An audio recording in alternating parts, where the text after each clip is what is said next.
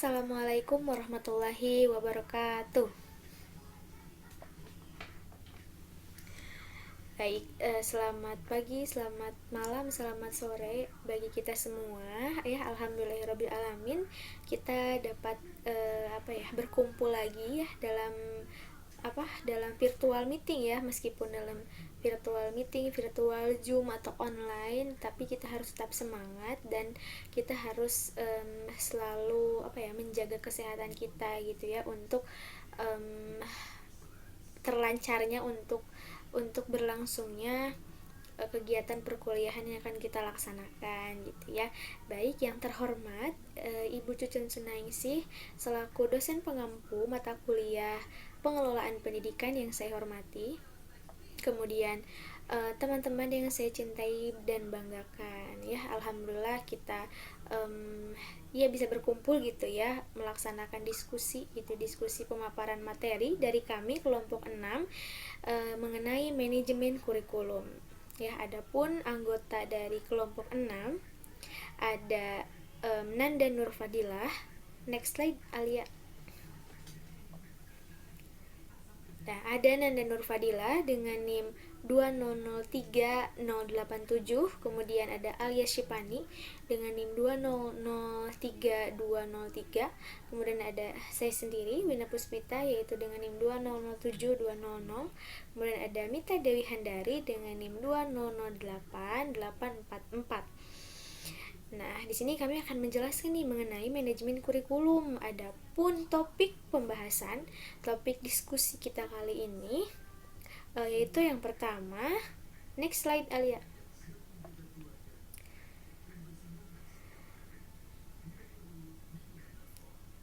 Belum ada, yaitu yang pertama ada sebentar. Nah, yang pertama ada definisi manajemen kurikulum, kemudian ada tujuan manajemen kurikulum, ada prinsip manajemen kurikulum, kemudian fungsi manajemen kurikulum, masalah manajemen kurikulum di Indonesia, kemudian solusi permasalahan manajemen kurikulum di Indonesia, dan yang terakhir ada hasil penelitian yang mana kami mengobservasi sekolah dasar di Kecamatan Jatinunggal, yaitu SDN Sukajaya. Nah, baik, langsung saja kita kepada pembahasan yang pertama, yaitu mengenai definisi manajemen kurikulum dan juga tujuan manajemen kurikulum yang akan dijelaskan oleh Saudari Mita. Kepada Saudari Mita, saya persilahkan. Oke, terima kasih kepada moderator. Di sini saya akan menjelaskan mengenai pengertian manajemen kurikulum. Namun sebelum kita mengetahui apa itu manajemen kurikulum, alangkah lebih baiknya kita mengetahui mengenai arti dari kata manajemen dan arti kata dari kurikulum. Nah, yang pertama itu ada istilah kurikulum. Istilah kurikulum itu berasal dari bahasa Yunani, yaitu kurir yang berarti pelari dan kurer yang berarti tempat berpacu. Nah, pada awalnya itu istilah kurikulum itu digunakan pada dunia olahraga, yang artinya itu sebagai jarak yang harus ditempuh seorang pelari dari awal hingga akhir untuk memenangkan medali atau penghargaan. Kemudian, kata kurikulum itu digunakan dalam dunia pendidikan dan diartikan sebagai sejumlah mata pelajaran yang harus ditempuh oleh seorang siswa dari awal hingga akhir program pembelajaran untuk mendapatkan sebuah penghargaan. Nah, penghargaan itu berupa ijazah. Lalu ada arti dari manajemen. Manajemen merupakan ilmu atau seni yang mengandung perencanaan, pengorganisasian, penggerakan, dan pengendalian kegiatan dalam menangani segala sesuatu dalam menggunakan segala sumber daya yang ada untuk mencapai tujuan. Nah, dari pengertian tersebut, tim dosen administrasi pendidikan Universitas Indonesia dalam Cucun Suningsih 2017 menjelaskan bahwa manajemen kurikulum adalah suatu sistem pengelolaan kurikulum yang kooperatif dan sistematis dalam rangka mewujudkan ketercapaian tujuan kurikulum. Oleh karena itu, otonomi yang diberikan kepada lembaga pendidikan dalam mengelola kurikulum secara mandiri dan mengutamakan kebutuhan dan ketercapaian tujuan dalam visi dan misi lembaga pendidikan, tidak mengabaikan pedoman nasional yang telah ditetapkan. Lalu untuk di slide selanjutnya, ada mengenai materi, tujuan dari manajemen kurikulum. Boleh di next slide?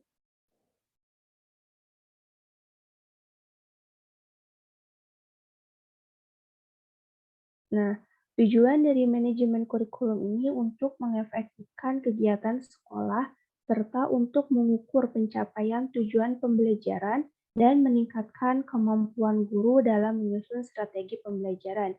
Adapun tujuan dari manajemen kurikulum yaitu yang pertama untuk mewujudkan pengajaran dengan berkualitas pada peningkatan kualitas interaksi belajar mengajar. Yang kedua, untuk mengembangkan sumber daya manusia agar dapat dimanfaatkan secara optimal. Yang ketiga, ada perwujudan visi dan misi pendidikan nasional. Dan yang terakhir yaitu untuk meningkatkan kualitas belajar mengajar melalui pelatihan khusus. Sekian penjelasan materi dari saya kembalikan kepada moderator. Nah, terima kasih kepada Mita yang sudah menjelaskan mengenai definisi dan juga tujuan ya. Adapun tujuan manajemen kurikulum diantaranya katanya mewujudkan pengajaran dengan berfokus pada peningkatan kualitas interaksi belajar mengajar. Betul banget ya. Jadi kita harus meningkatkan nih dengan adanya manajemen kurikulum, si kualitas pembelajarannya itu akan meningkat gitu ya. Nah, diantaranya seperti itu. Untuk pembahasan selanjutnya, ada prinsip manajemen kurikulum ya, yang akan dijelaskan oleh saudari Nanda. Kepada Nanda, saya persilahkan. Baik, terima kasih kepada moderator. Materi selanjutnya yaitu mengenai prinsip manajemen kurikulum.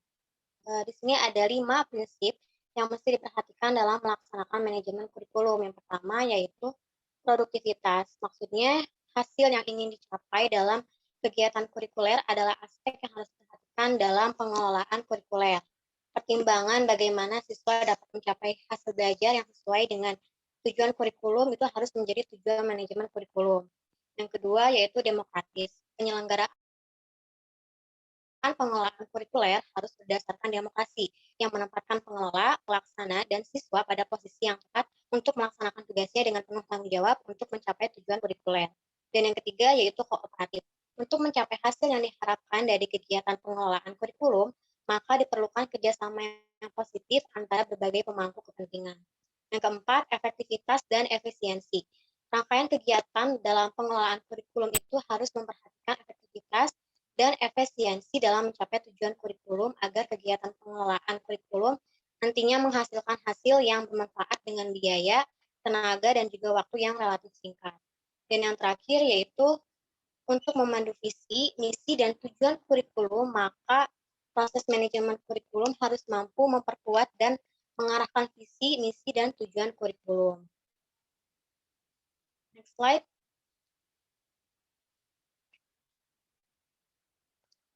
Materi selanjutnya yaitu mengenai fungsi manajemen kurikulum. Ada beberapa fungsi dalam manajemen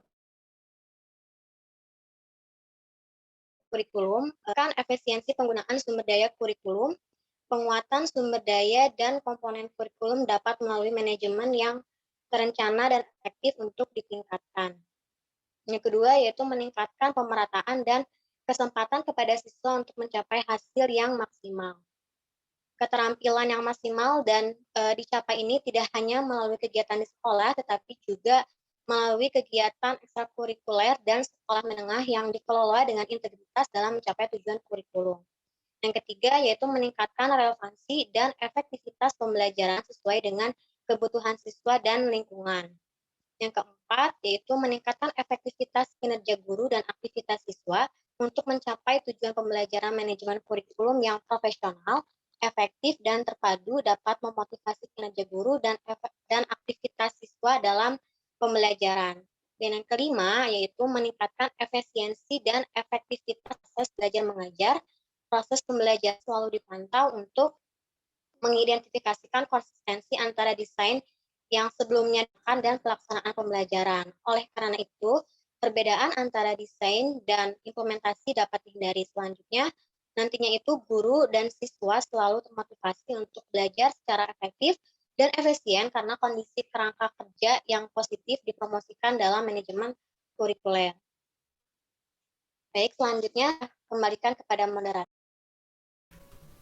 Terima kasih kepada Nanda yang sudah menjelaskan mengenai prinsip manajemen kurikulum, kemudian fungsi manajemen kurikulum, yang mana tadi ada prinsip produktivitas ya, kemudian ada demokratisasi ya, kemudian juga ada kooperatif, ada efektivitas dan sebagainya. Nah, fungsinya juga sangat penting ya, diantaranya meningkatkan efisiensi gitu. Nah, selanjutnya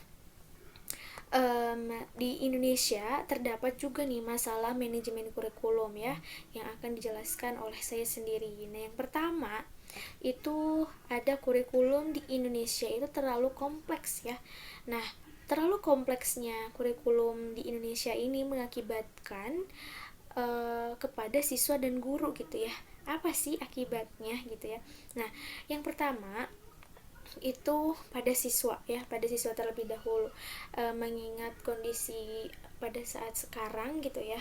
Nah, jadi siswa itu belum mengerti karena kompleksnya kurikulum. Istilahnya kurikulum itu harus digembor-gembor untuk sempurna gitu ya, padahal ketika diterapkan kepada siswa itu tidak semua siswa bisa menerima itu.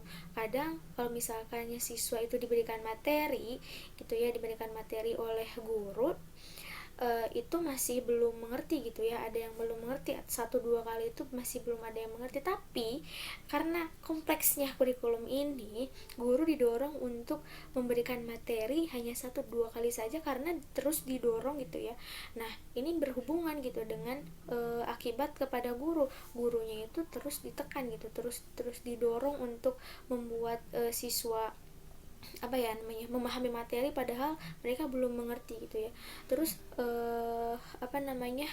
akibat pada gurunya juga semakin, di samping guru itu mengajar, kadang guru itu ada pekerjaan sampingan gitu yang menyebabkan memang si siswanya itu istilahnya terlantar gitu ya, jadi tidak maksimal lah dalam penyampaian materi gitu ya. Nah, jadi target pencapaian kurikulum pada siswa ini itu menjadi kurang gitu, yang mana menyebabkan terjadinya masalah kurikulum di Indonesia terlalu kompleks gitu ya. Sangat bagus kalau misalkan memang kompleks gitu ya kurikulumnya, tapi kurikulum juga kan akan diterapkan kepada siswa dan yang melaksanakannya guru dengan siswa gitu. Nah, itu harus sinkron gitu ya. Nah, kemudian yang kedua, ada seringnya berganti nama gitu ya. Kurikulum itu kadang-kadang memang sering berganti nama gitu. Ada kurikulum 2013, kemudian ketika pandemi sedang sedang menerpa kita gitu di Indonesia, kemarin diganti jadi kurikulum 2013 sementara atau apa gitu ya namanya. Nah, itu kadang-kadang membuat juga ya berpengaruh kepada kita gitu ya. Nah, ketika suatu sekolah menerapkan suatu kurikulum sudah sudah pas gitu ya, sudah mampu, sudah mahir, teknisnya, sistematikanya sudah diterapkan dengan baik di sekolah tersebut, tapi diganti gitu ya, diganti namanya gitu. Karena hal tersebut juga disebabkan ketika menerapkan kurikulum, ketika proses penerapan kurikulum terjadi atau ditemukannya kekurangan, kemudian masalah-masalah yang terjadi gitu ya pada saat penerapannya. Nah, itu jadi diganti gitu ya namanya gitu. Tapi tidak masalah sih sebenarnya Kak, kalau misalkan hanya mengganti nama gitu, kalau misalkan tidak berpengaruh sekali gitu kepada siswa. Nah, namun memang harus diperhatikan gitu ya sistematikanya, dan pastinya juga pemerintah kalau misalkan mengganti nama kurikulum tidak akan jauh gitu ya, tidak akan jauh perubahannya dengan kurikulum sebelumnya gitu. Jadi ini masih untuk masalah ini masih sedikit ringan gitu istilahnya, tapi yang namanya masalah tetap harus kita selesaikan gitu, harus dicari juga solusinya. Kemudian yang ketiga ada kurangnya sumber prinsip pengembangan. Nah, untuk kurangnya sumber prinsip pengembangan ini, jadi banyak kurikulum yang diterapkan di Indonesia ini tanpa adanya bukti-bukti gitu ya, bukti-bukti hasil penelitiannya, kemudian juga hasil data-data yang memang terpercaya gitu untuk kurikulum tersebut. Nah, itu mungkin masalah manajemen kurikulum. Selanjutnya, jika ada masalah, berarti kita harus menemukan solusi gitu ya untuk masalah tersebut. Nah, next slide. Sudah di next slide. Ya, mungkin ada gangguan ya. Jadi untuk solusi yang pertama udah ada. Untuk solusi yang pertama yaitu mengubah paradigma pengajaran berbasis sistetik ya, materialistik menjadi religius. Itu kemudian mengubah konsep awal paradigma kurikulum menjadi alur yang benar. Jadi apabila memang ditemukannya ketidakbenaran gitu ya, nah harus dibenarkan gitu alurnya. Kemudian juga melakukan pemerataan pendidikan. Jadi ini bisa kita contohkan pada daerah-daerah yang memang terpencil gitu ya, pelosok gitu. Jadi harus siswa itu berhak gitu ya untuk mendapatkan pendidikan dan fasilitas yang memadai dari sekolah, termasuk ya kurikulum yang diterapkan gitu harus sama gitu. Nah, kemudian juga menjalankan kurikulum dengan sebaik mungkin ya, dengan sebaik mungkin di sekolah. Saya yakin di setiap sekolah juga akan berusaha gitu menerapkan kurikulum dengan sebaik-baiknya gitu. Namun kita lihat juga gitu ya fasilitas yang menunjang terjalannya penerapannya kurikulum tersebut bagaimana gitu. Kemudian membersihkan kurikulum dari oknum-oknum yang kurang bertanggung jawab ya. Nah, yang terakhir itu ada meningkatkan studi kasus penelitian di setiap daerah Indonesia. Kadang ini penting ya. Jadi kita tahu gitu ya masalah-masalah yang terjadi mengenai manajemen kurikulum seperti itu. Nah, mungkin hanya itu yang dapat saya sampaikan mengenai masalah dan juga solusinya, mengenai penyelesaian masalah manajemen kurikulum dan juga masalahnya. Untuk selanjutnya ada pembahasan mengenai hasil observasi hasil penelitian kami pada SDN Sukajaya yang terletak di Kecamatan Jatinunggal, yang akan dijelaskan oleh saudari Alia. Kepada Alia saya persilahkan.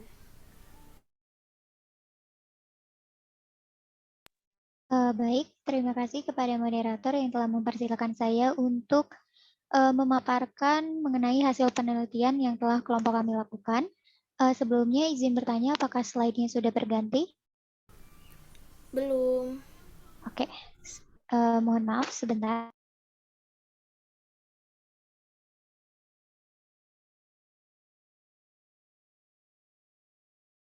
Oke, baik. Sudah berganti Al. Ya.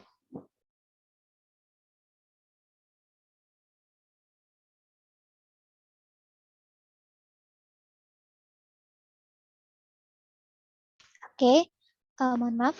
Jadi kami melakukan penelitian di SD Negeri Sukajaya yang terletak di Dusun Sukajaya, Kecamatan Jatinunggal, Kabupaten Sumedang, Provinsi Jawa Barat, pada hari Rabu, tanggal 15 September 2021. Dengan kepala sekolahnya yaitu ada Ibu Apong SPD, dengan waktu pembelajaran dilaksanakan 6 hari dalam 1 minggu. Di sini terlihat beberapa bukti foto bahwa kami melakukan observasi ini. Oke, yang selanjutnya dari hasil observasi yang telah kami lakukan, ada beberapa hal yang akan kami jelaskan. Untuk yang pertama itu adalah pelaksanaan manajemen kurikulum di SDN Sukajaya. Nah, jadi pelaksanaan manajemen kurikulum di SDN Sukajaya ini telah dijalankan dengan memperhatikan prinsip-prinsip yang ada mengenai pelaksanaan kurikulum. Salah satu contohnya adalah prinsip demokrasi. Nah, salah satu contohnya dalam pelaksanaan manajemen kurikulum ini, kepala sekolah selalu bekerja sama dengan para guru dan juga warga sekolah lainnya dalam melaksanakan kegiatan-kegiatan di sekolah. Hal ini bermaksud agar proses pelaksanaan manajemen kurikulum ini berjalan dengan baik. sehingga proses pembelajaran juga akan berjalan secara efektif dan efisien, serta tujuan dari pembelajaran juga dapat tercapai secara maksimal. Lalu poin yang kedua itu mengenai pengembangan. Nah, dalam melakukan pengembangan terhadap manajemen kurikulum, SDN Sukajaya ini juga telah mengacu pada prinsip-prinsip yang ada. Salah satu contohnya adalah prinsip relevansi. Nah, salah satu contohnya karena lingkungan di sekitar sekolah ini mayoritasnya adalah lahan pertanian, maka guru ini memasukkan beberapa bahasan mengenai pertanian atau yang berhubungan dengan pertanian pada proses pembelajaran. Hal ini bermaksud agar proses pembelajaran ini lebih bermakna bagi peserta didik karena mereka bisa melihat secara langsung objek atau materi yang sedang mereka pelajari. Oke, yang selanjutnya.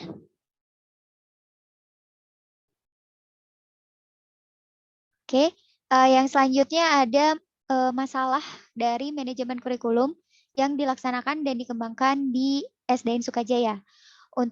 Jadi pelaksanaan manajemen kurikulum dan proses pembelajaran yang dilakukan di SDN Sukajaya ini memang sudah berjalan cukup baik. Namun di samping itu juga terdapat beberapa masalah yang muncul, di antaranya ada 4 atau 3 yang kami temukan. Yang pertama itu ada guru kesulitan dalam merancang dan mempersiapkan materi pembelajaran karena mayoritas harus mulai berbasis digital. Poin yang kedua, guru tidak bisa secara langsung memperhatikan perkembangan dari setiap peserta didiknya karena proses pembelajaran dilakukan di rumah masing-masing. Poin yang ketiga, terdapat beberapa orang tua siswa yang kurang mendukung dan mendampingi anaknya ketika proses pembelajaran dilakukan secara online di rumah masing-masing. Dan poin yang keempat, adanya penurunan kompetensi atau capaian belajar siswa menjadi lebih berfokus pada penguasaan kemampuan baca, tulis, dan hitung.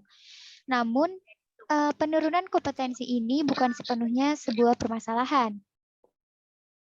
Karena pada dasarnya hal ini dilakukan untuk memudahkan siswa dalam melaksanakan proses pembelajaran di saat situasi COVID atau pembelajaran dilaksanakan secara online. Oke, untuk selanjutnya. Jadi terdapat beberapa solusi yang dapat dilakukan guna menyelesaikan permasalahan atau kendala yang sudah dijelaskan pada slide sebelumnya.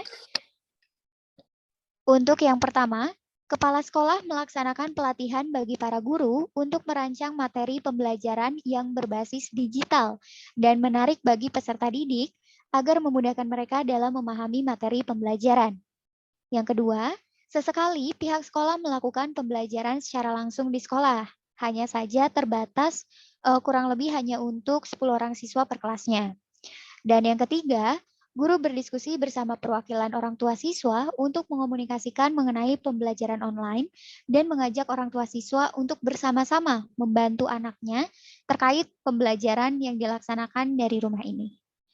Baik, mungkin sekian materi yang dapat saya paparkan. Mohon maaf apabila ada kesalahan. Untuk selanjutnya saya kembalikan kepada moderator. Terima kasih. Terima kasih kepada Alia yang sudah memaparkan ya hasil observasi kami pada SD Negeri Sukajaya gitu ya. Nah, mungkin bahasan kami cukup sekian mengenai manajemen kurikulum. Adapun saya akan membacakan hasil kesimpulan ya mengenai apa yang sudah kami bahas sebelumnya, diantaranya yaitu definisi dari manajemen kurikulum adalah manajemen kurikulum yang kooperatif, menyeluruh, sistemik, dan sistematis untuk mencapai tujuan kurikulum gitu. Adapun tujuan kurikulum manajemen kurikulum yaitu untuk mengefektifkan kegiatan pembelajaran gitu. Nah, kemudian juga ada prinsip manajemen kurikulum, di antaranya ada produktivitas, kemudian manajemen ada prinsip demokratisasi, kemudian ada kooperatif, kemudian ada efektivitas, efisiensi, dan itu gunanya untuk menguatkan visi gitu. Nah, kemudian juga ada fungsi manajemen kurikulum ya, diantaranya itu meningkatkan efisiensi ya, tidak terlepas dari yang namanya efisiensi gitu. Nah, kemudian juga terdapat masalah-masalah manajemen kurikulum di Indonesia, diantaranya masalah manajemen kurikulum yang terlalu kompleks, kemudian sering berganti nama, dan sebagainya gitu ya. Nah, kemudian solusi-solusinya yaitu solusi diantaranya yaitu mengubah paradigma kita gitu ya mengenai masalah-masalah atau mengenai manajemen kurikulum, dan juga pemaparan hasil observasi yang dilaksanakan oleh kami pada SDN Sukajaya, yaitu tetap gitu ya masalah yang terjadi pada SD tersebut, yaitu mengenai pembelajaran online gitu ya, di mana para orang tua siswa menjadi masalah terberat gitu dalam hidupnya gitu ya, menghadapi anak-anaknya gitu belajar online di rumah seperti itu. Nah, mungkin hanya itu yang dapat kelompok kami sampaikan gitu ya mengenai manajemen kurikulum. Mohon maaf apabila ada kesalahan dalam pengucapan kata dan sebagainya. Saya Wina Puspita sebagai moderator pamit undur diri beserta teman-teman saya. Wabillahi taufiq wal hidayah. Wassalamualaikum warahmatullahi wabarakatuh.